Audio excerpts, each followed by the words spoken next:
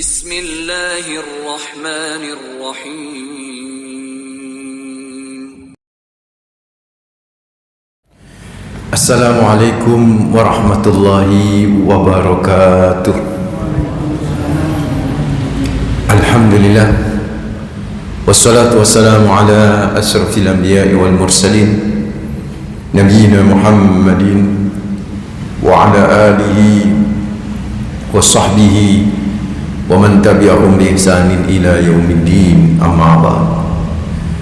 Fa inna asdaqal hadis kitabullah wa khairul hadi hadi Muhammadin sallallahu alaihi wasallam wa syarrul umuri muhdatsatuha wa kullu bid'atin dhalalah wa kullu dhalalatin finnar. Allahumma anfa'na bima 'allamtana wa 'allimna alladhi yanfa'una wa zidna ilma. Allahumma inni a'udzu bika an adilla wa dhalla wa azilla wa zalla wa adlima wa udlama wa ajhala yujhala alayya. Wa sallallahu ala sayyidina Muhammad walhamdulillahi rabbil alamin. Ikhwataddin hafizakumullah, hadirin hadirat bapak-bapak ibu-ibu hafizakumullah, semoga selalu diberi berkah, dijaga, diberi rahmat oleh Allah Rabbul Alamin. Alhamdulillah.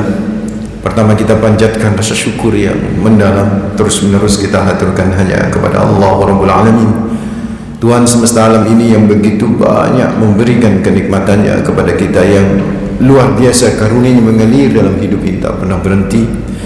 Karena itu semestinya mengalir juga tak pernah berhenti, Pak. Mestinya dari jiwa kita rasa syukur kita kepada Allah, minimal wujud syukur kita kepada Allah di setiap helaan nafas, tidak lepas untuk selalu mengucapkan kalimat hamdalah alhamdulillahi rabbil alamin.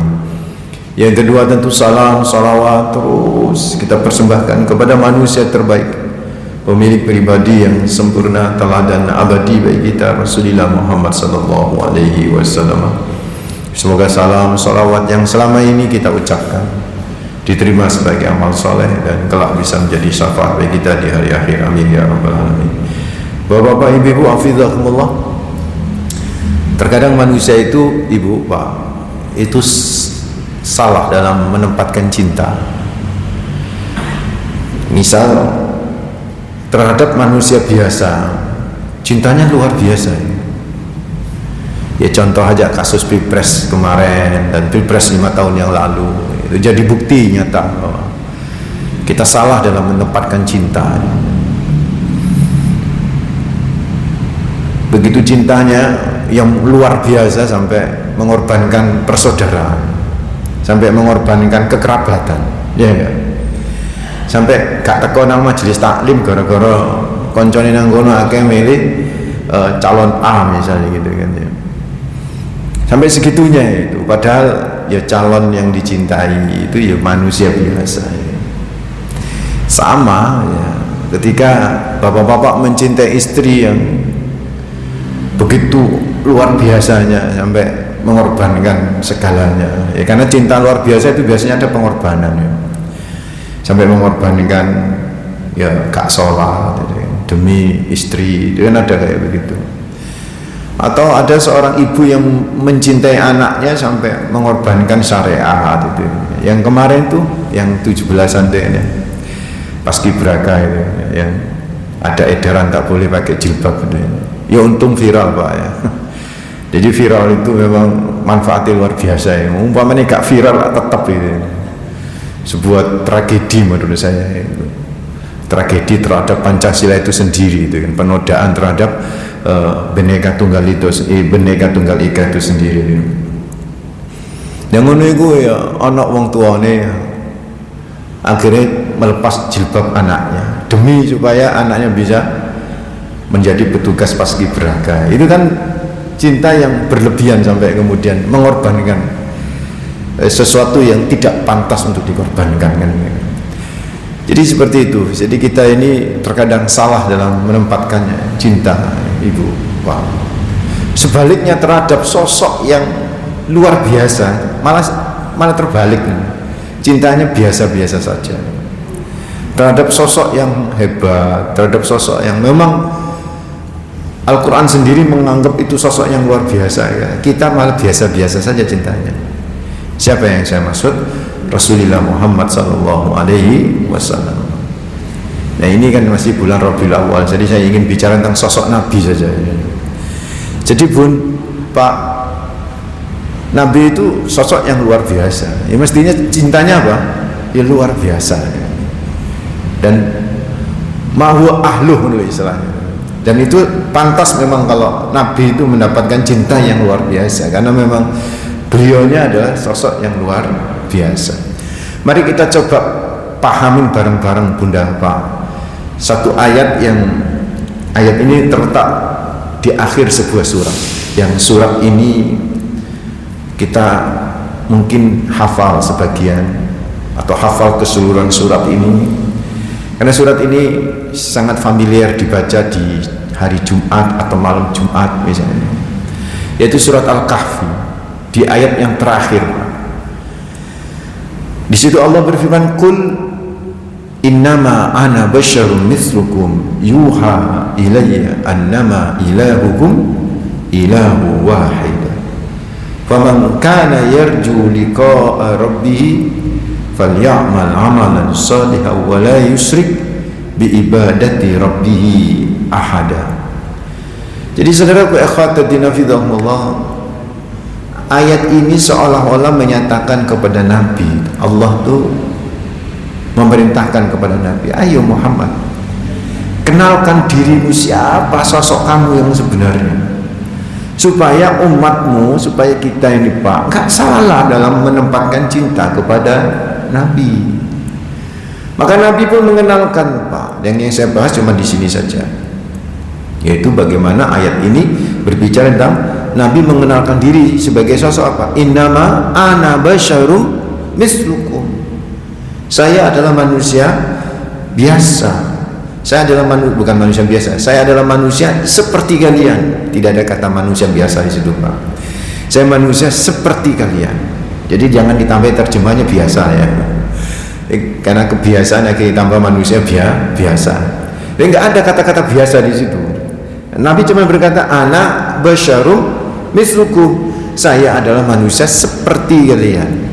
Maksudnya apa? Jadi begini Pak, Ibu, manusia ini kan ada 3 ciri. Manusia itu 3 ciri utama ini yang membuat satu makhluk itu disebut manusia. Ini gara-gara ada 3 unsur, 3 ciri. Dan kalau ketiga unsur ini tidak terpenuhi oleh satu makhluk, maka dia tidak bisa disebut sebagai apa? Manusia.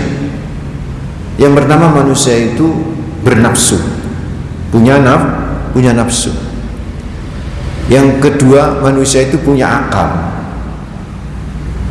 Yang ketiga, manusia itu punya fisik seperti manusia. Ada tangan untuk memegang, ada kaki untuk berjalan, ada mata di depan, bukan di samping kiri kanan, ya kan? Ada hidung, lubangnya di bawah, bukan lubang di atas, atau bukan lubang di depan. Jadi seperti itu, saudara. Ada bibir, ada gigi yang tidak ada taring di situ. Maka saudara, kalau ada makhluk yang ternyata makhluk ini ya punya tangan seperti kita, punya fisik seperti kita, tapi nggak punya nafsu, maka nggak bisa disebut apa? Manusia. Ini disebut apa? Malah malaikat. Disebut apa? Malaikat, saudara. Karena malaikat itu kayak manusia tapi nggak punya nafsu. Atau sebaliknya, punya nafsu, punya fisik kayak manusia tapi nggak punya akal, Pak. Ya, kayak monyet, kayak gorila, ini kan ya, itu nggak bisa disebut apa? Manusia. Atau punya nafsu, punya akal, tapi nggak seperti manusia, Pak, wujudnya. Juga nggak bisa disebut apa? Manusia. Seperti apa? Bangsa jin. Bangsa jin itu tidak bisa disebut manusia, meskipun dia punya nafsu dan punya akal. Jadi yang dimaksud manusia ini ya utuh, integrated, ketiga unsur itu, ada nafsu, ada akal, dan ada fisik. sebagaimana manusia. Dan Nabi ketika berkata, innama ana basyarum mislukum, saya adalah manusia seperti kalian, itu maksudnya saya punya nafsu seperti kalian punya nafsu, gitu Pak. Saya punya akal seperti kalian punya akal. Saya punya fisik, punya kaki, punya tangan, punya seperti kalian juga sama. Misalnya tadi yang pertama apa? Punya nafsu. Nafsu bapak-bapak, ibu-ibu sama kita nih, sama nafsunya Nabi sama, maksudnya sama-sama punya nafsu, sama-sama punya nafsu. Nabi dengan makan bernafsu, ya kan? Nabi kalau makan lekoh banget Pak. Nabi kalau makan, Nabi itu seneng, nafsu itu kan seneng ya kan? Nafsu itu senang makan. Nabi itu senang sampil kambing itu. Jadi sunnahnya itu Nabi itu kalau sama kambing itu sampilnya itu dikerokotin Pak. Nabi seperti itu. Jadi memang Nabi itu nafsu kalau makan itu. Termasuk dengan lawan jenis, Nabi juga punya nafsu Pak, punya keinginan. Sama dengan kita punya keinginan. Bahkan mohon maaf, Nabi pun pernah menjatuhkan cinta kepada seorang perempuan. Nabi pun Nabi Muhammad maksud saya itu pernah seperti itu, bahkan pernah ditolak. Itu banyak pernah ditolak, sekali per Nabi pernah ditolak Pak. Bapak tahu nggak, ibu tahu nggak, cinta pertama Nabi itu siapa? Bukan Khadijah sebenarnya. Cinta pertama Nabi itu adalah yang dikenal dengan kunyah Ummu Hani. Nama lengkapnya atau nama aslinya Fatihah binti Abi Talib bin Abdul Muttalib bin Hasim bin Abdul Manaf. Itu sepupunya Dewi. Jadi teman bermain, sepupunya sendiri, teman bermain. Itu cinta pertamanya Nabi itu, cinta pertama Nabi. Saya sampai bayangin ya wajahnya Ummu Hani, ya po ayune gitu. Ibu tahu nggak, bapak tahu nggak? Nabi itu ngelamar Ummu Hani itu 2 kali. Nabi itu ngelamar Ummu Hani dan ditolak dua-duanya. Bayangin. Pertama ngelamar sebelum bi'tsah, sebelum jadi Nabi. Yang kedua ngelamar ba'dal bi'tsah, setelah jadi Nabi. Kalau yang pertama tertolak itu ada alasannya karena sudah dilamar sama Hubairah. Jadi di Arabnya itu bisa, di teks Arabnya itu bisa dibaca Habirah, bisa dibaca Hubairah gitu. Ada seorang Mekah yang ngelamar Ummu Hani lebih dulu. Dan baru Nabi melamar. Ummu Hani bilang, oh aku sudah nggak bisa saya menolak mengecewakan orang yang melamar saya. Ya, gitu tuh. Ya, akhirnya sudah tertolaklah cintanya Nabi dengan. Ketika Nabi jadi Nabi, kata Rasulullah Muhammad bin Abdullah jadi Nabi, itu hampir kerabatnya Abu Thalib itu masuk Islam semua. Bahkan setelah Fathu Mekah semua masuk Islam. Nah ketika Fatihah binti Abu Thalib, Ummu Hani masuk Islam, ini suaminya nggak mau Pak. Suaminya nggak mau, yaitu Barihah atau Buraihah itu nggak mau gitu kan. Akhirnya pas waktu Fathu Mekah itu lari kan, si Barihah atau Buraihah ini lari gitu kan, lari. Sehingga Ummu Hani-nya mau masuk Islam, maka fasah dalam bahasa agama ini kan ya. Talak itu ada talak, ada fasah. Fasah itu nggak perlu nunggu iddah. Jadi karena fasah otomatis ya, ini ketika suaminya murtad, ya, otomatis ya kalau si muslimahnya ini masih muslim ya itu otomatis jatuh Pak, fasahnya itu batal pernikahan. Nah dilamar sama Nabi, dilamar lagi sama Nabi. Berarti Nabi sudah punya istri yang lain kan ya. Dilamar lagi sama Nabi. Yang namanya Fatihah ini ngomong gini, ya Rasulullah, perlu engkau ketahui, engkau adalah manusia yang paling aku sayangi. Tak ada manusia yang lain kecuali engkau yang saya sayangi. Tapi ya Rasulullah, aku punya 4 anak. Saya nggak kepingin ketika menjadi istrimu saya mengecewakan dirimu, karena saya konsentrasi dengan anak-anak saya. Jadi mohon maaf ya Bu ya, nek wong wedok jawab itu luar biasa. Iku sebenarnya jawabannya singkat. TIDATA, tidak. Itu jawab dowo. Itu Nabi loh, bayangin. Jadi kembali Ibu, Pak, Nabi sama punya nafsu dengan kita. Nabi juga punya akal kan ya? Kita juga punya akal, sama Pak. Nabi cerdas, kita pun cerdas.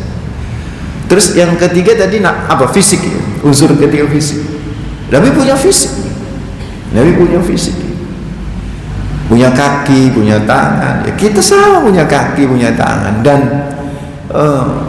karena Nabi laki-laki, maka organ tubuh Nabi pun sama dengan kita laki-laki.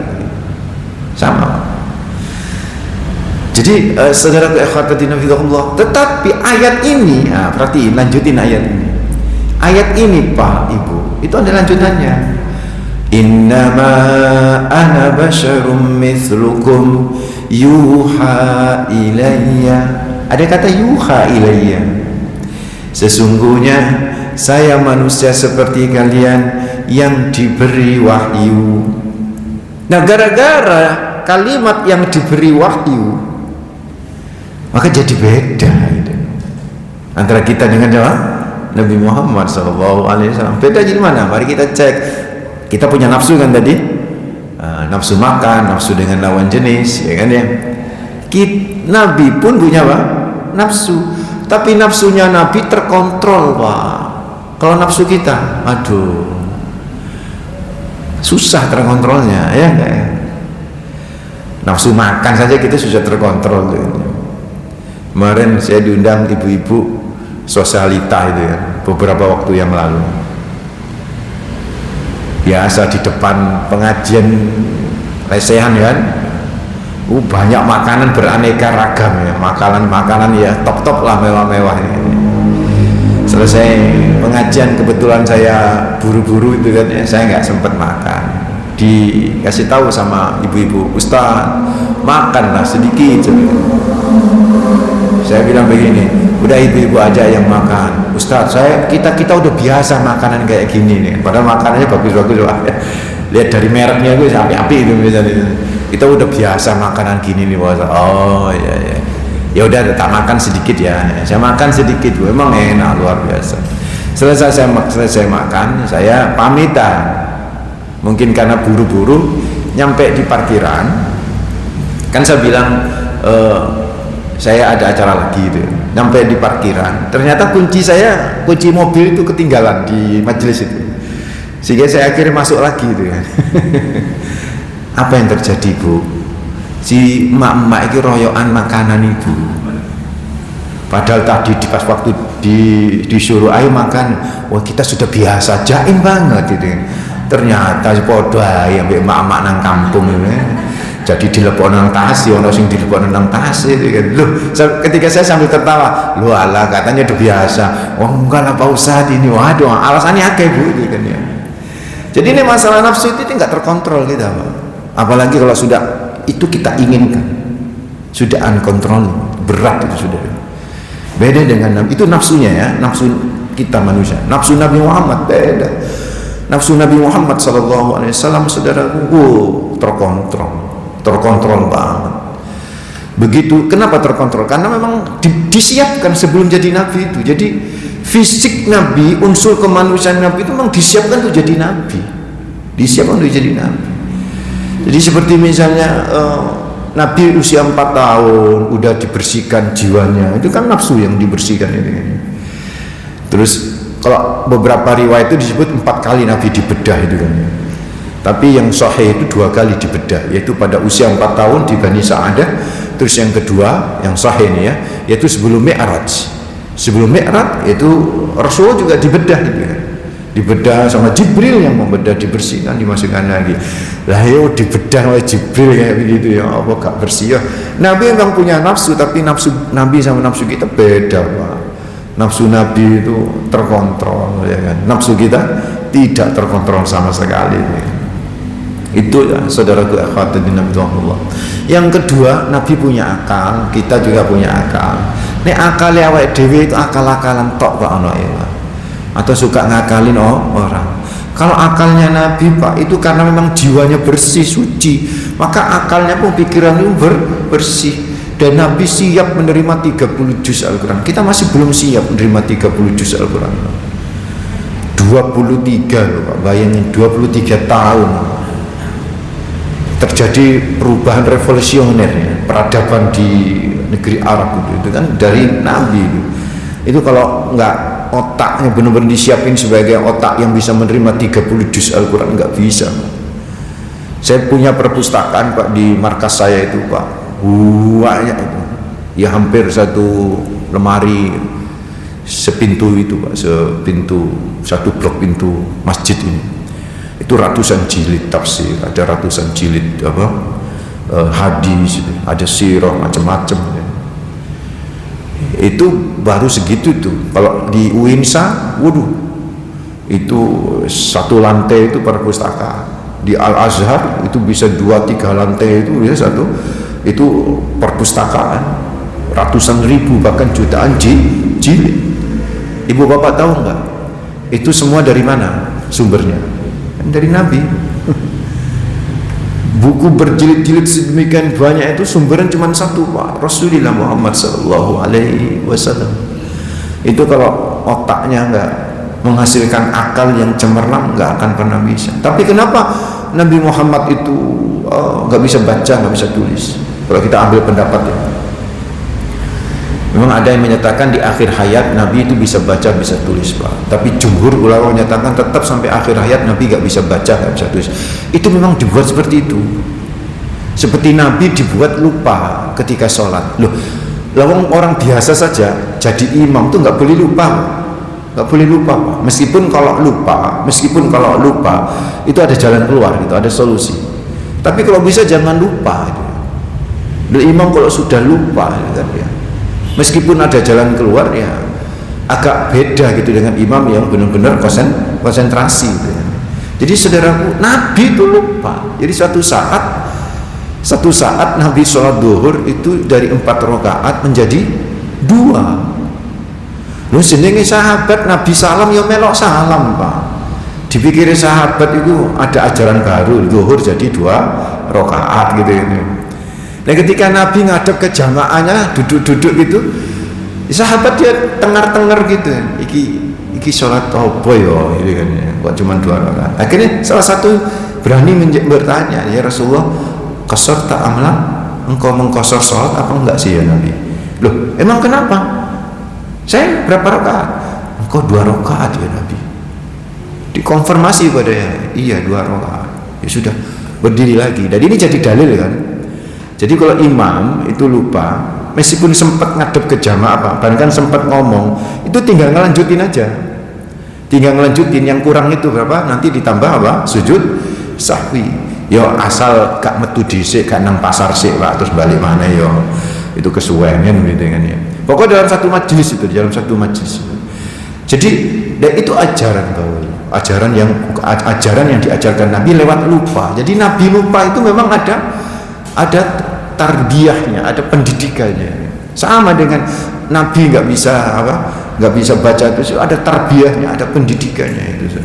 So dari sini ya Bapak Ibu, akal Nabi beda sama akal kita. Yang ketiga, unsur ketiga apa tadi? Fisik. Nabi punya wajah, kita punya wajah Pak ya. Nabi punya tangan, kita punya tangan. Tapi fisiknya Nabi beda Pak sama fisiknya kita, itu beda banget. Manusia paling ganteng di dunia yang kita tahu kan Nabi Yusuf alaihi salam. Nabi Muhammad itu 2 kalinya Nabi Yusuf. Wong gantengnya Nabi Yusuf kayak ibu-ibu PKK Mesir itu keliru nyilet ngiris jari jemarinya Pak. Padahal sebenarnya mau ngiris buah, ngiris jari jemarinya, dan dia nggak terasa karena terhipnotis dengan kegantengan siapa? Nabi Muhammad Sallallahu Alaihi Wasallam. Apalagi Nabi Muhammad, itu Nabi itu masya Allah, wajahnya itu, alisnya itu, waduh, sudah sempurna Nabi itu Pak, sempurna. Itu baru bentuk rupawannya Nabi itu. Belum lagi kekuatan fisik Nabi itu, Pak. Itu Nabi itu fisiknya kuat. Satu-satunya manusia yang bisa bertemu Jibril dalam bentuk aslinya, Pak, itu yang Nabi Muhammad. Nabi-nabi yang lain ketika bertemu dengan Jibril dalam bentuk aslinya hancur, Pak. Karena itu semua nabi-nabi ketika bertemu Jibril dapat wahyu itu, termasuk Bunda Maryam ketika ditemui oleh Jibril, Pak, Ibu, itu tidak dalam bentuk aslinya, tapi dalam bentuk apa? Manusia. Jadi mendowngrade dirinya Jibril itu pada diri manusia, sehingga sejajar sama manusia. Kecuali siapa? Nabi kita Rasulullah Muhammad SAW punya kekuatan untuk melihat Jibril dalam bentuk aslinya, kan cahaya kan. Kalau cahaya kita lihat matahari itu secara mata telanjang, Pak, kita nggak bisa melihat bentuk aslinya matahari. Ya, sama malaikat Jibril itu nggak bisa dilihat oleh manusia biasa, Pak. Kecuali siapa? Nabi Muhammad. Itu Nabi Muhammad 23 tahun selama 23 tahun, Pak, itu bisa bolak-balik didatangi Jibril. Hanya sekali Jibril datang dalam bentuk apa? Aslinya. Ini Nabi Muhammad bisa melihat kayak apa sayapnya, bisa jelas loh, Pak, padahal itu cahaya, Pak.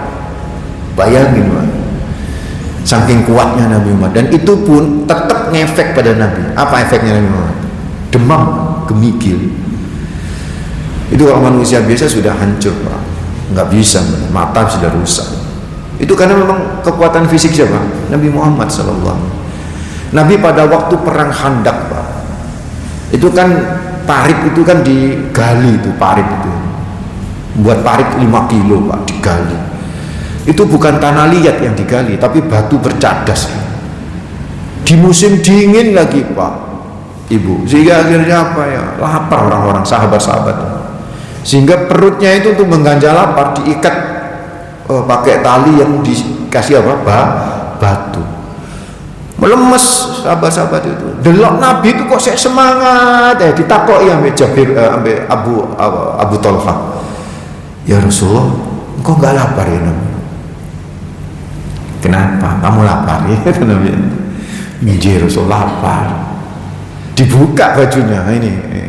Jadi banyak batu-batu yang melilit perut Abu Talha. Tersenyum Nabi sambil buka bajunya sendiri. Ternyata di perutnya Nabi lebih banyak batu dibanding dengan para sahabat. Artinya fisik Nabi itu sungguh sangat luar biasa, Bapak-bapak, ibu-ibu, hafizahullah. Karena itu beda dengan fisik kita itu. Jadi gara-gara yuha ilayya, gara-gara Nabi itu diberi wahyu, Nabi itu jadi Nabi, Pak. Akhirnya memang kita sama Nabi itu sama dalam konteks manusia yang punya ketiga unsur itu. Tapi masing-masing unsur yang ada pada diri Nabi, dari mulai nafsu, dari mulai akal, dari mulai fisik, Pak, beda sama kita, Pak. Kualitinya itu beda, kualitinya itu, pembentukannya itu sudah beda, karena memang disiapkan untuk jadi jadi Nabi itu kan ya, jadi ya harus disiapkan. Sehingga dari sini Ibu, Pak, wajar sahabat-sahabat pun memandang Nabi ini bukan sosok manusia biasa, Pak. Sahabat memandang Nabi bukan sosok manusia biasa, tapi manusia yang luar biasa. Satu contoh saja, Pak, satu contoh saja. Dalam Sahih Muslim, ya, disebutkan dalam Sahih Muslim hadis yang ke 1305 itu disebutkan, Anas bin Malik itu bercerita bahwa Nabi selepas haji, Nabi itu bergerak ke Mina. Di Mina beliau nyembelih kurban 100 ekor onta. Selepas menyembelih kurban 100 ekor onta, Nabi memanggil halak. Halak itu tukang cukur, Pak, untuk tahallul. Nabi mau gundul, mengundang al-halak, tukang gundul, tukang cukur untuk mau gundul pelontos. Rambutnya Nabi itu bergelombang, Pak, bergelombang sampai telinga, terus yang di belakang itu sampai leher. Itu dipotong, Pak. Bapak tahu nggak, dalam riwayat Anas itu disebutkan itu sahabat-sahabat itu, Pak, itu ngenteni kiri kanan. Ngenteni apa, Pak? Rambutnya Nabi. Memang nggak royokan, Nabi yang ngambil rambutnya sendiri, diambil sama Nabi, itu dibagi-bagi, Pak. Itu Nabi yang bagi, dibagi-bagi. Itu di Sahih Muslim, dibagi-bagi. Semua dapat sahabat itu semua pernah nyimpan rambutnya Nabi. Bahkan itu diturunkan pada generasi berikutnya. Di antaranya diceritakan oleh Sahih Bukhari, hadis 170. Ada seorang tabi'in yang bernama Muhammad ibnu Sirin, terkenal tuh, Pak. Ibnu Sirin itu tabi'in, ya. Ibnu Sirin tabi'in. Jadi Ibnu Sirin ini seorang tabi'in, itu pernah berkata, dan itu dinukil oleh Imam Bukhari, Pak, dalam Sahihnya 170, nomor 170. Beliau Ibnu Sirin itu berkata begini, li antakuna indi sya'ratun minhu ahabbu ilayya minad dunya wa ma fiha. Dan aku memiliki satu helai rambut Nabi Muhammad, itu lebih aku cintai daripada dunia dan seisinya.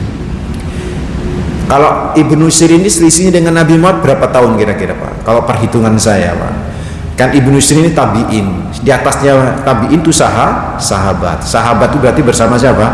Rasulullah Muhammad SAW. Kalau dikatakan itu Rasulullah, kemudian sahabat, kemudian tabi'in, kalau itu ada dianggap sebagai dua generasi, Pak, maka satu generasi 25 tahun atau 20 tahun, berarti dua generasi, selisihnya Ibnu Sirin sama Rasulullah itu sekitar 40 sampai 50 tahun. Kalau dianggap bahwa sahabat itu ya Rasulullah, ya, masa Rasulullah itu ya sahabat, berarti sahabat terus di bawahnya satu tingkat adalah tabi'in, berarti selisihnya sekitar 20 sampai 25 tahun. Berarti Muhammad ibnu Sirin bersama dengan siapa? Rasulullah Muhammad SAW itu selisihnya sekitar 25 tahun. 25 tahun nyimpan rambutnya Nabi, Pak. Dan Ibnu Sirin masih ngomong begini, saya memiliki satu helai ini jauh lebih aku cintai daripada dunia dan seisinya. Pak, maksud saya cerita ini, riwayat ini berarti mendukung kajian kita. Nabi Muhammad itu bukan manusia biasa, tapi manusia apa? Luar biasa. Termasuk yang melekat pada diri Nabi pun termasuk manusia, ya, sesuatu yang luar biasa. Di antara contohnya tadi adalah rambutnya siapa? Nabi Muhammad SAW. Saya pernah melihat satu helai, dua helai rambutnya Nabi, Pak. Saya belum pernah melihat langsung, ya, rambut Nabi yang ada di YouTube yang panjang banyak ini. Yang saya tahu rambutnya Nabi itu yang ada di Turki, Pak, yang ada di Turki. Itu hanya beberapa helai saja, ditaruh di kayak kaca begitu kan, tabung kaca, itu ada sini rambutnya kelihatan, terus adalah kaca lagi itu. Ya wallahu a'lam apakah itu benar rambutnya Nabi, kita juga tidak tahu, ya. Tetapi bahwa rambutnya Nabi itu benar-benar dijadikan pegangan oleh, diambil tabarukannya oleh para sahabat, itu gara-gara bukan karena rambutnya, Pak, tapi rambut Nabi itu adalah bukan rambut biasa. Coba Bapak secinta-cintanya sama istri, apa yang pernah nyimpen rambut di bojo, Pak? Ulah Pak Ustaz, tapi sahabat nyimpen, Pak. Berarti sahabat itu menganggap itu bukan rambut biasa, itu rambut yang luar biasa. Ini satu riwayat, Pak, ya, bagaimana sahabat-sahabat Nabi itu begitu luar biasa sikapnya terhadap sosok yang luar biasa. Ada riwayat lagi, Pak, ini riwayat saya ambil dari Bukhari 2731. Kenapa saya sebut nomornya?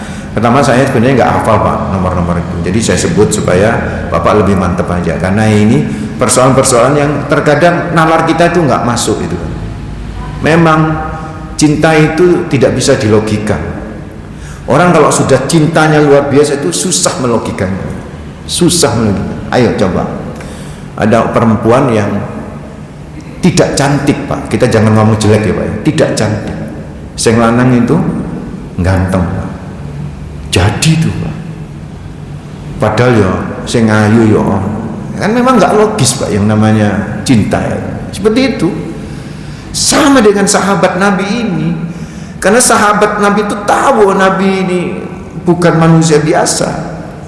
Urwah bin Mas'ud dalam Bukhari 2731 itu bercerita, bersumpah oleh Urwah bin Mas'ud, wallahi demi Allah, in ra'aitu malikan qattun, saya tidak pernah melihat satu raja pun di dunia ini yang diagung-agungkan sedemikian rupa, melebihi ma yu'addibu ashabu Muhammadin Muhammadan, melebihi apa yang diagungkan oleh sahabat Nabi kepada Nabi Muhammad. Jadi raja-raja ini kan diagung-agungkan oleh rakyat. Urwah bin Mas'ud nggak pernah melihat ada raja yang diagungkan melebihi pengagungan sahabat kepada Nabi Muhammad. Kayak apa bentuknya? Diceritakan sama Urwah bin Mas'ud, wallahi demi Allah, intanakhamanu khalmatan, Nabi tidak mengeluarkan dahak, Pak. Tanah khama itu dahak atau ludah, illa waqat fi kaffi rajul minhum. Jadi kalau Nabi itu meludah, itu tidak jatuh ke tanah itu kecuali nyampe di tangannya para sahabat. Terus lanjutan hadisnya, ini Sahih Bukhari. Fadalaka biha wajahu wa jildahu, dan kemudian ludahnya itu diusapkan ke wajahnya dan ke seluruh tubuh. Coba ludah bujian media ya sikap paten. Kenapa? Karena manusia biasa, istri kita, ya kan? Kalau Nabi Muhammad beda, Pak. Manusia luar biasa, sak ludahnya pun demikian. Ya, lanjutin hadisnya, Pak. Wa idza amarahum ibtadaru amrohu. Kalau Nabi memerintahkan sesuatu, Pak, ibtadaru amroh. Wow, bersegera mereka untuk menjalankan apa perintah. Wah, ini juga hebat, Pak. Tidak hanya fisik saja, tapi kalau sudah berkaitan dengan ajaran, bersegera, Pak. Nggak pakai besok, nggak pakai nanti, nggak pakai. Lanjutan hadisnya, wa idza tawadda'a qadu yaqtatiluna ala wudu'ihi. Kalau Nabi berwudu, Pak, mereka hampir-hampir saling berbunuh diri, saling bunuh-membunuh untuk bisa mendapatkan bekas air wudunya Nabi Muhammad. Di sini hadisnya kadu hampir yaqtatilun. Ya memang ini nggak bisa diterjemahkan letterlock, ya bisa jadi ini bahasa berkelahi. Kalau diterjemahnya hampir berkelahi, Pak, dengan sesama sahabat, hanya untuk apa? Bisa mendapatkan apa? Bekas air wudhunya Nabi Muhammad. Coba air wudhu kita, Pak, banyak virusnya. Wa idza taqallama khafadu aswatahum indahu. Kalau Nabi lagi ngomong, Pak, khafadu aswatahum indahu, mereka nggak ada yang ngomong, Pak, diem tenang ngurungonan Nabi, Pak. Beda sama kita, Pak. Hebat-hebatnya penceramah, Pak, si ono sing ngobrol dhewe, si ono sing mainan handphone. Nabi, Pak, sahabat, Masya Allah. Itu gak seberapa, Pak. Dalam kitab Ar-Rahiqul Maktum, ini terkenal ya, kitab Ar-Rahiqul Maktum itu kitab sejarah. Seorang ulama namanya Sofiyur Rahman Al-Mubarakfuri itu menukil sebuah hadis, wamtassa Malikun bin Sinan walidu Abi Sa'id Al-Khudri ad-dama min wajadatihi sallallahu alaihi wasallam. Kata Al-Mubarakfuri, Malik bin Sinan itu ayah dari Abu Sa'id Al-Khudri, Pak, pada waktu perang Uhud. Itu ngelihat pipinya Nabi itu berdarah. Langsung dipeluk, dicium, Pak, pipinya Nabi, disedot darahnya supaya berhenti darah itu. Pikirnya Nabi darah itu kemudian dimuntahkan, ternyata ditelan, Pak. Nabi langsung mengatakan mujah. Nabi bilang itu mujah itu apa? Muntahkan. Katanya Malik bin Sinan, kaiso Nabi wis mlebu weteng kaiso. Terus langsung budal perang. Kan itu perang Uhud. Langsung masuk ke peperangan, ke pasukan-pasukan. Terus Nabi bersabda begini, man arada ayyandura ila rajulin min ahli jannah falyandur ila hadza. Kalau ingin tahu orang yang ahli surga, maka lihatlah orang ini. Dan fakutilah syahidan. Akhirnya Malik bin Sinan terbunuh sebagai syahid di medan perang setelah menelan darahnya Nabi Muhammad SAW. So Pak, saya cerita ini saya ingin menunjukkan betapa sikap para sahabat terhadap Nabi Muhammad itu sikap yang luar biasa. Sikap yang luar biasa. Kenapa sikapnya luar biasa? Karena mereka memiliki faham, mereka beranggapan, mereka menduga bahwa Nabi Muhammad ini adalah sosok yang luar biasa. Karena itu Pak, mereka cintanya kepada Nabi juga luar biasa. Sampai suatu saat, mungkin saya pernah cerita di sini, pas waktu bareng-bareng ada Nabi Pak, ada Nabi. Tiba-tiba Nabi ini megang tangannya Umar bin Khattab, digandeng lah istilahnya.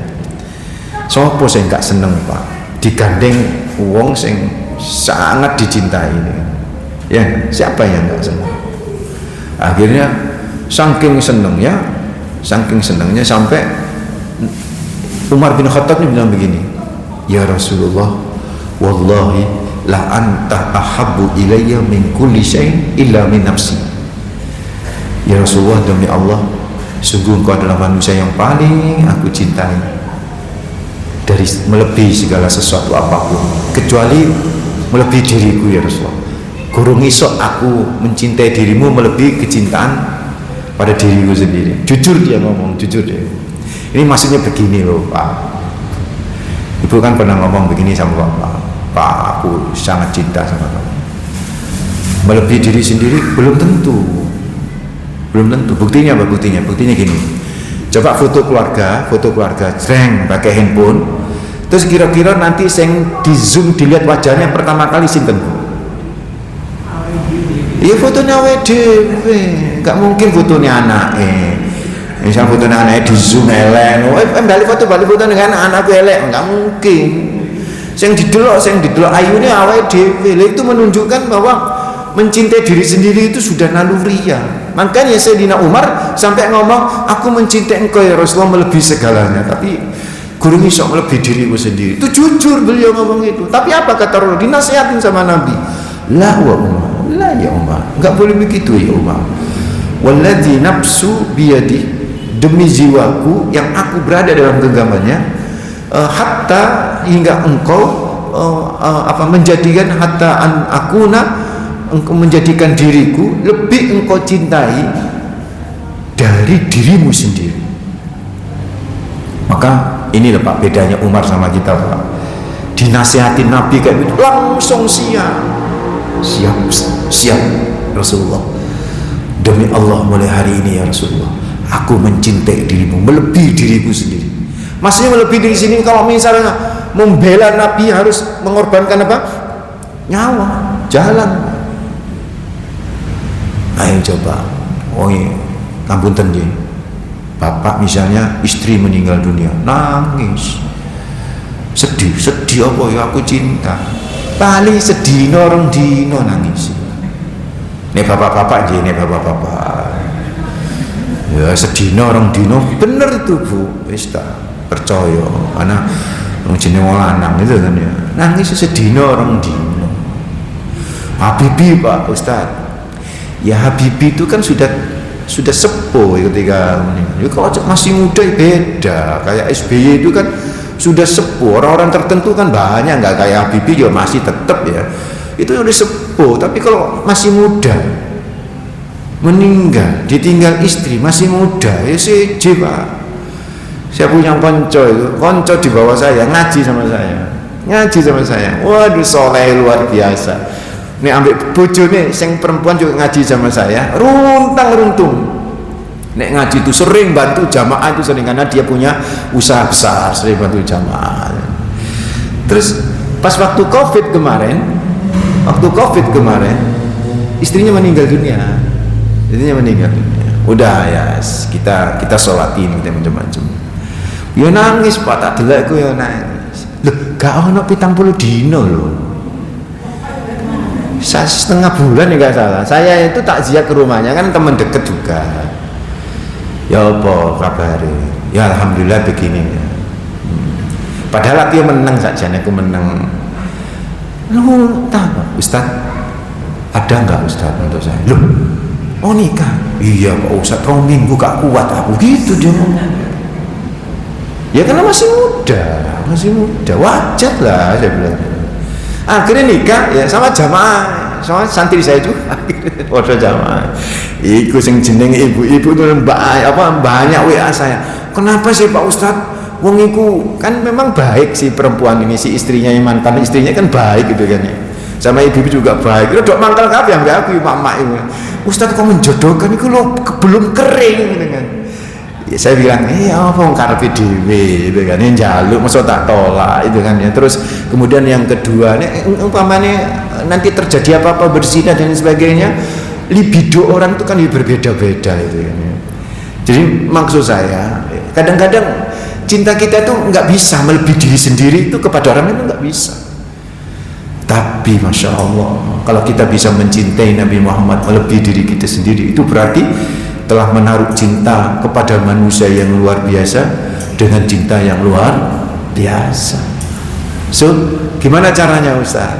Gimana caranya supaya kita ini cinta sama Nabi ini, cinta dengan sosok yang luar biasa, dengan sesuatu yang luar biasa? Ya 3 saja Bu, 3 saja. Yang pertama apa? Ayo syariat dijalankan. Ya kan, ngaku cinta sama Nabi tapi kok ya males nang masjid, itu kan dia apa ya? Berarti kan nggak ada pengorbanan gitu kan, nggak ada pengorbanan.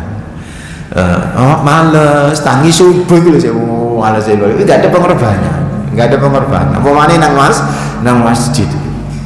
Apa mana diajak perang Pak? Wong diajak nang masjid dari susah luar biasa. Apa mana diajak apa? Perang. Jadi kalau sahabat-sahabat tuh menegakkan syariat Pak, waduh, mengorbankan jiwa dan raga, itu sahabat-sahabat Nabi Muhammad SAW.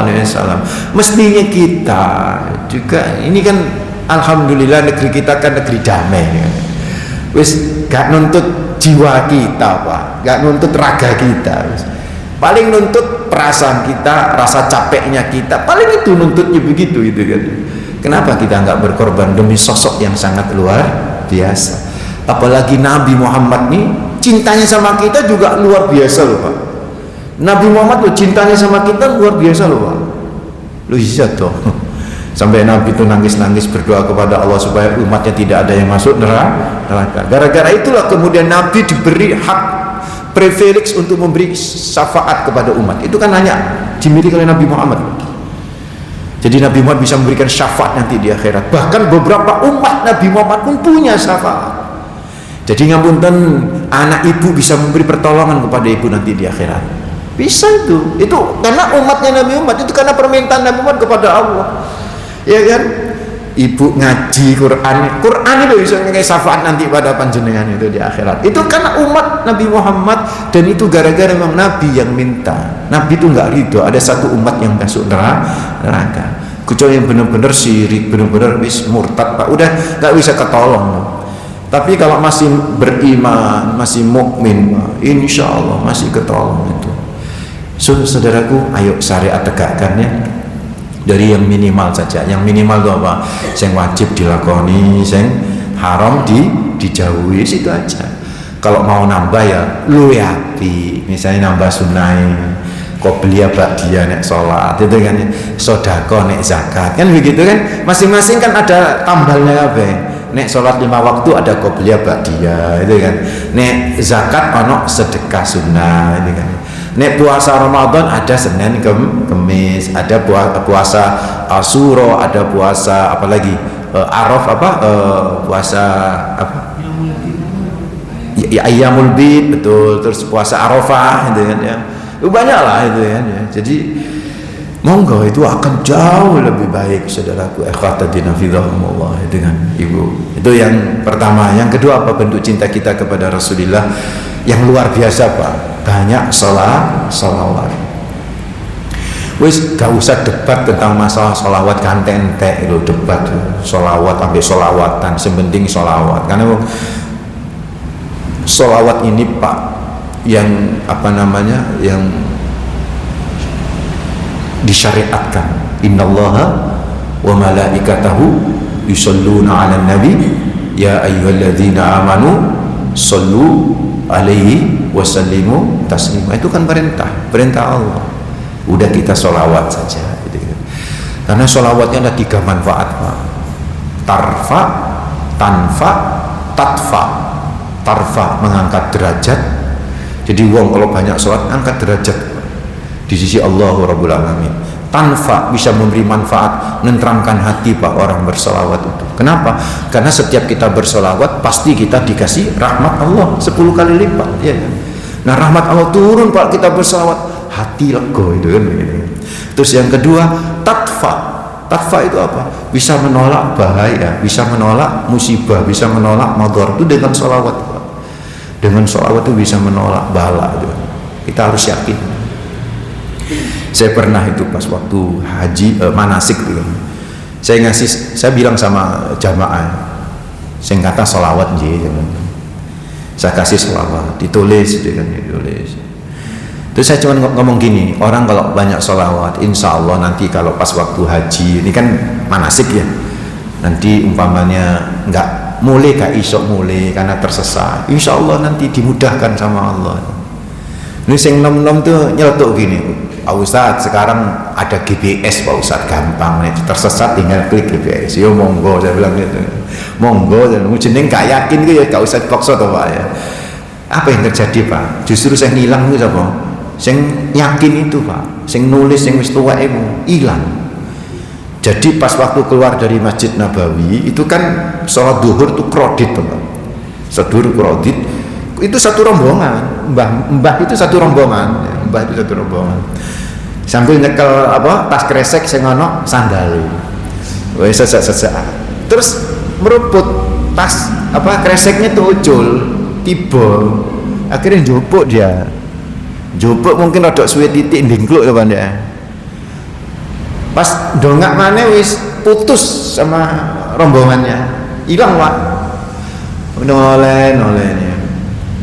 Akhirnya dia baca salawat, Allahumma sholli ala Muhammad. Dia baca salawat di bawah payung. Apa yang terjadi Pak? 5 menit dia baca salawat, tetap hilang Pak. Nggak ada perubahan, tetap. 5 menit lagi Pak, 10 menit lebih baru dikeplek wong, apa jenis apa namanya, disapa, dipukul orang. Assalamualaikum Abah, kok kelihatan bingung? Oleh karena pakai bahasa Indonesia ya dia enak, senang. Iya nak, saya terpisah sama rombongan saya. Oh, mana gelangnya? Di gelas ini. Saya petugas haji Mbah, jangan khawatir. Oh ini saya tahu maktabnya ini. Ayo Mbah, ini sholat duhur kan itu. Abah lapar kan, makan dulu ya Mbah ya. Makan, diajaklah makan. Kita tinggalkan dulu cerita, karena yang cerita simbah ini nanti si ketua regu itu delok simbah iki gak ono pas waktu makan siang, bingung Pak, digoleki sampai balik mana nang Masjid Nabawi, nang pelataran gubuk-gubuk sampai sore, sampai asar, sampai sholat asar, sampai ustadz itu gurung mangan. Mulai mana balik mana nang hotel, nang maktab. Apa yang terjadi? Simbah itu sudah tidur di dalam kamar. Sudah tidur di dalam kamar. Loh, Mbak, sampai tak golek, sampai kan mau. Saya baru pulang nak. Cerita tadi. Jadi saya diajak makan dulu sama orang yang mau nganter saya. Naik mobilnya bagus, ambune enak mobil itu naik. Mobilku sedan tapi kok ya dawa ya nak ya. Berarti kan apa itu? Limusin ya. Itu orangnya itu sopir satu, terus di depan sopir itu ada lagi, terus yang dampingi saya satu, jadi bertiga. Nang restoran enak restorannya. Sampai diajak ngobrol, terus mau diantar pulang ngomong ini, Abah kalau pulang nanti balik lagi, kan arba'in ya orang-orang itu. Kalau balik lagi itu kan berat sampean. Ya apa sampai ini nang kene ana kamar mandi, Pak. Apik kamar mandi ini. Sampai monggo mau pipis, mau bersih-bersih ini, mau wudhu di sini, nanti langsung tak antar ke Masjid Nabawi, tak antar ke Raudhah. Akhirnya dikawal ke Raudhah itu menjelang asar. Masuk, Pak. Sampai sholat asar di Raudhah. Kan mari sholat asar kan diusir kan. Akhirnya langsung dia balik. Makanya dia cepat balik di maktab. Sebelum yang lainnya balik. Terus ketika diceritain itu Ustaz tanya, itu ngakunya petugas haji Indonesia. Iya, nak pakai bahasa Indonesia. Terus bajunya pakai apa? Itu kan tahun 2004 kejadiannya. Petugas haji Indonesia tahun dulu itu, tahun 2004 itu bawahan itu biru dongker, atasan itu biru langit. Dulu begitu, ada keplek, ada Indonesia, ada Garuda. Itu ngomong ini Simbah. Kupluke putih, kelambine putih, celanane putih, sak sandale putih. Nah, mungkin sandal hotel kayak sandal hotel itu kan ya, putih. Oh, jarine Ustaz ya, iku malaikat, Bah, malaikat. Petugas haji Indonesia urusan malaikat, atau malaikat urusan jadi petugas haji Indonesia. Itu bantu sampean gara-gara sampean sholawat tadi itu. Kan pas waktu cerita tuh kumpul kabeh nang kamar itu, termasuk sing nom-nom mau pada nyinyir itu, langsung mana, Ustadz minta tolong dicatat sholawatnya kayak apa tadi itu, sekaset. Itu sudah. Jadi sholawat itu takfa, bisa menolak bala. Jadi ayo banyak sholawat. Terus yang ketiga, jadi yang pertama tadi apa? Syariat, yang kedua apa? Sholawat. Yang ketiga bentuk cinta kita kepada Nabi Muhammad apa? Kenali Nabi, Pak, dengan lebih dalam lagi, dari mulai keluarganya siapa, nasabnya kayak apa. Ayo. Makanya saya minta ke jamaah kalau bisa bulan Rabiul Awal ini, kalau bisa ngatamkan bacaan kita di rumah itu, ngatamkan apa? Sirah Nabawi. Dan yang kecil-kecil saja ada, yang kecil-kecil, gak usah yang tebel-tebel, Pak, kesuwen gak hatam, Pak. Yang tipis-tipis, waca putranya siapa, ibunya siapa, anak piro, bojone piro. Karena gini loh Ibu, Pak, kita mencintai seseorang yang tidak kita kenal itu agak berbeda dengan cinta yang kita berikan kepada orang yang sangat kita kenal. Kan beda banget, lebih deep, lebih ada dapat feel gitu. Itu saudaraku, tiga hal ini kalau kita bisa lakukan, Ibu, Pak, maka insya Allah mudah-mudahan kita dikumpulkan oleh Allah bersama Rasulullah Muhammad SAW, dan mudah-mudahan kita ditunggu nanti di telaganya Rasulullah Muhammad SAW. Demikian Bapak. Ada pertanyaan silakan Bapak sebelum saya tutup. Ya, monggo.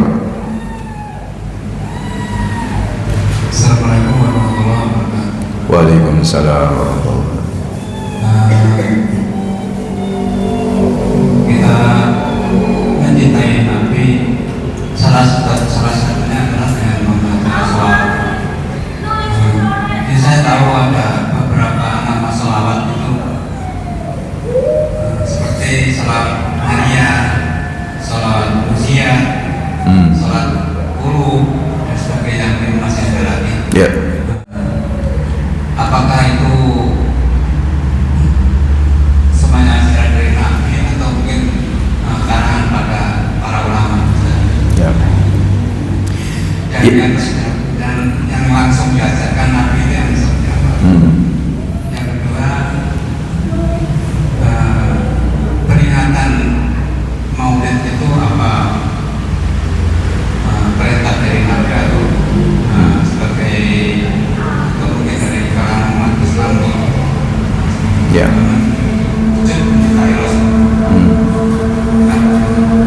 Baik.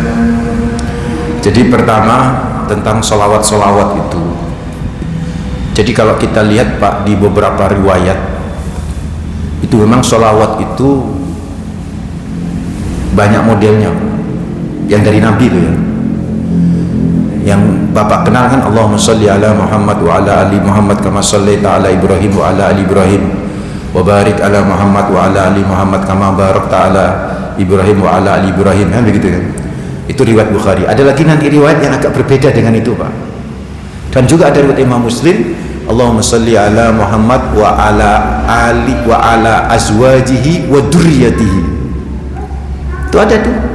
Hadis kayak begitu tuh ada. Nabi mengajarkan selawat kepada Nabi Muhammad dan kepada istri-istri serta keturunannya. Itu ada riwayat itu, Imam At-Tirmidzi kalau tidak salah itu riwayatnya. Jadi beberapa sahabat pun menambahi beberapa sholawat. Nah dari sini kemudian ulama-ulama memiliki ijtihad, memiliki pendapat. Ya ada sholawat yang tidak boleh dirubah, Pak. Kalau itu berkaitan dengan ibadah mahdhah, yaitu sholat, nggak boleh. Kalau di luar itu dianggap sebagai zikir yang sifatnya umum. Selama di pangkalnya itu ada sholawat Ibrahimiyah, Pak. Sholawat Ibrahimiyah itu kan pangkalnya sama toh. Allahumma sholli ala Muhammad. Lah itu sholawat Ibrahimiyah toh. Pangkalnya di situ selain Ibrahimiyah. Sallallahu ala Muhammad. Ini begitu kan? Allahumma sholli ala Muhammad. Pangkalnya. Cuman setelah itu ditambahi doa. Nah, itu ijtihad para ulama. Mau pakai ya silakan. Wong jeneng ijtihad enggak ada masalah. Enggak pakai, oh enggak apa-apa, Pak. Enggak ada masalah juga. Yang paling afdal gimana? Ya sudah tentu Ibrahimiyah, Pak. Kita enggak boleh ninggalkan apa? Selawat apa? Ibrahimiyah. Oh jenenge itu dari lisan Nabi Muhammad sallallahu alaihi wasallam. Begitu. Cuman tetap kita tidak boleh terhadap saudara-saudara kita yang punya dalil dan punya pendapat dia juga berselawat selain Ibrahimiyah, silakan saja, nggak ada masalah seperti itu. Oke, itu satu. Yang kedua, apakah maulid Nabi Muhammad itu dari Nabi, Pak? Kita harus tahu dulu apa sih maulid itu, Pak. Maulid itu apa? Maulid ada, kalau nggak pernah saya bahas, ada maulid, ada maulud. Yang benar yang mana? Maulid, maulud atau mulut? Kan ada maulidan, ada mauludan, ada muludan. Nek mulut, Pak, itu cangkem, Pak. Berarti cuman mangan toh. Ini begini, cuman mangan toh. Nek maulud. Nah, mari kita coba lihat. Maulid itu artinya waktu kelahiran. Itu namanya maulid, isim apa namanya, isim maf'al itu berkaitan dengan tempat atau waktu, maulid. Atau kalau maulud itu isim maf'ul, itu sosok yang terlahir. Jadi kalau ditanya hukum maulud nggak ada, Pak. Waktu kelahiran kok ditanya hukumnya. Misalnya Bapak lahir 23 Desember, apa hukumnya? Nggak ada. Orang lahir 23 Desember, orang terserah, nggak ada hukum. Hukum itu baru terjadi berkaitan dengan sikap terhadap maulid, kan begitu. Nah, kalau sikap terhadap maulud, apa hukumnya? Ya tergantung juga apa perbuatan kita saat maulid, apa perbuatan kita saat maulud. Kalau perbuatan kita saat waktu kelahiran Nabi Muhammad, kita baca sirah Nabawi, Pak. Kayak gini ini kan sebenarnya sama ini, kita maulid, Pak. Saya ngajak Bapak untuk mengenal lebih jauh apa sosok Nabi Muhammad. Ya apa salahnya? Apa salahnya? Atau misalnya ada pengajian pas maulid, di situ ada pengajian. Yang jadi masalah itu kalau kemudian kumpul banyak orang, campur laki perempuan, nggak ada pemisah.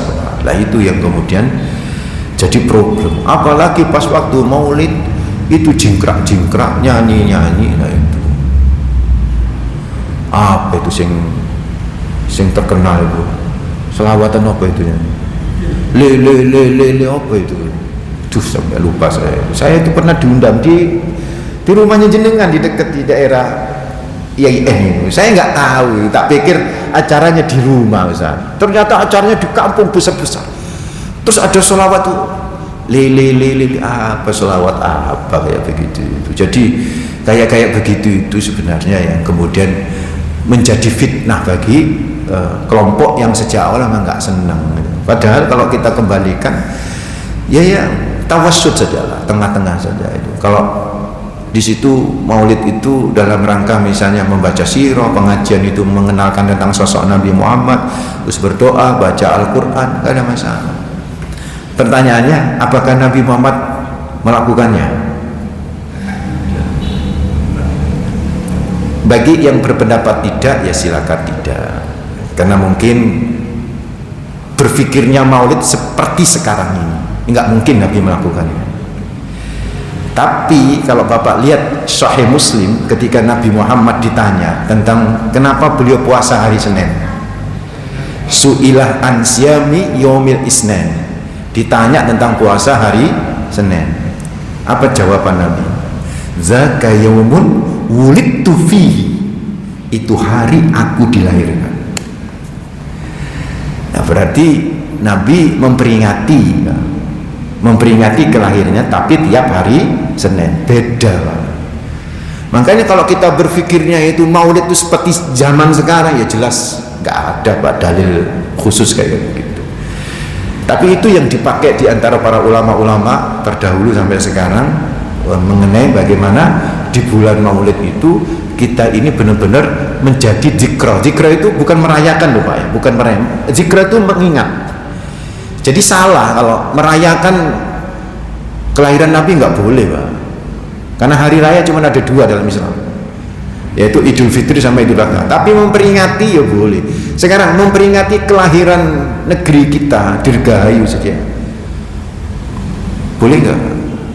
Ya ngomong nggak boleh gitu kan, kita dianggap teroris Pak, radikal. Lu Dirgahayu 17 itu kan kelahiran Indonesia toh, itu yang ke-79 tiap tahun. Itu bukan merayakan, tapi apa? Memperingati. Ingat dari bahasa zikir, zikra. Ulama-ulama yang soleh, salafus soleh Pak, tidak pernah ngomong id, nggak pernah. Perayaan nggak pernah. Ngomongnya apa? Kalau nggak ihtifal, bahasa Arabnya ihtifal. Ihtifal itu meramaikan. Yang kedua itu adalah zikra. Zikra itu mengingat. Mengingat bahwa hari ini momentum. Sekarang coba, efeknya apa sekarang? Dulu zaman Pak Harto, yang namanya 30 September itu Pak, itu kan besar-besaran diperingatin Pak. Untuk apa? Untuk mengingat kekejaman siapa? PKI. Sejak reformasi gak ono Pak, gak ono. Akhirnya biasa-biasa saja generasi kita dengan PKI, biasa-biasa saja. Jadi ada satu momentum-momentum yang peringatan itu berguna untuk generasi yang akan datang. Sejarah-sejarah itu berguna.